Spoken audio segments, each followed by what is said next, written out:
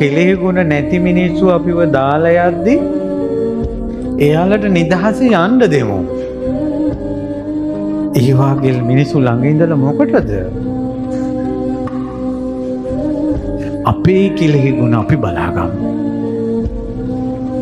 මිනිස්සුන්ට උපකාර කරන්න සසර දුකින් ඈතර වෙන අදහසින් උන්ගෙන් උදව් ගන්න නෙවෙයි.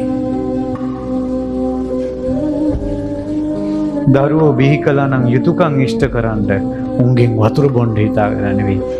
තොපිනෙව අපිට වතුර පොදක් හරි දෙන්න ඉන්නේ කියලා කියන්න එපා. ඒව කියන්න එපා. අපි මේ දුර්ලභ මනුෂ්‍ය ජීවිතේ දුර්ලභයි කියලා භාග්‍යතුන් වහන්සේ වදාලා. ඉතින් දුර්ලභ මනුෂ්‍ය උප්පත්ති දබා දුන්නා අපි මේ සමාජයට. ඒව මැරෙන්නේ නැතුව ජීවත් කරගත්තා. ඉස්කෝලේ යවුවා හොඳ නරක කියලා දුන්නා. උන්ගේ ගමන උන් දැන් ගියාවේ. කොහොමද නිදහස් හිතකින් මැරෙන්නේ නැත්තම්?